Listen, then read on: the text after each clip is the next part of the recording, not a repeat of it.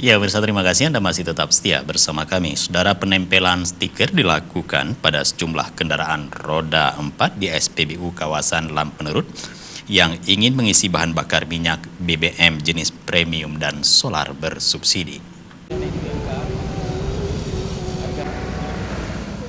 Penempelan stiker ini diwajibkan bagi kendaraan roda 4 yang akan mengisi BBM premium dan solar bersubsidi. Para pengendara yang telah antri akan ditanyakan petugas SPBU kesediaan penempelan stiker sebelum mengisi BBM.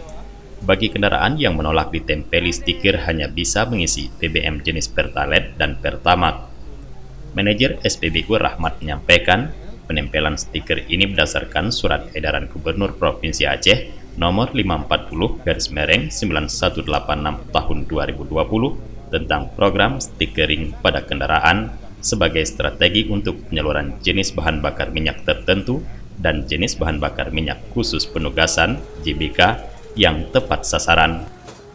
Ini untuk penggunaan stiker untuk kendaraan premium dan solar pribadi khusus untuk di Aceh, seluruh Aceh serentak dibuat program pemasangan stiker untuk premium dan solar.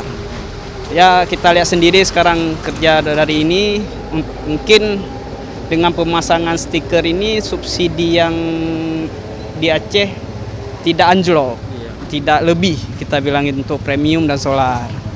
Sekarang tuh mungkin dari tanggal 19 sampai tanggal 26 ya, program untuk pemasangan stiker ini.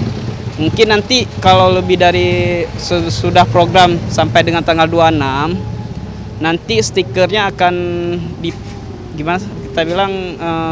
dikasih barcode. Kita kasih barcode, nanti silakan dari konsumen membarcode dari stiker tersebut. Nanti silakan dicetak di tempat stiker.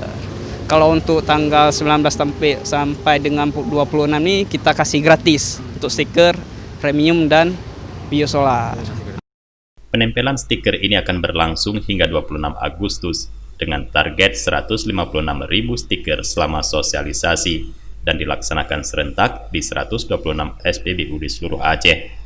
Setelah masa tersebut, kendaraan yang ingin mengisi BBM subsidi akan diberikan barcode dan mencetak sendiri stiker dan ditempelkan pada kaca depan kendaraan untuk bisa mengisi BBM subsidi di SPBU seluruh Aceh. Penempelan stiker ini tidak dilakukan pada kendaraan roda 2. Dari Aceh Besar, Tim Liputan Aceh TV melaporkan.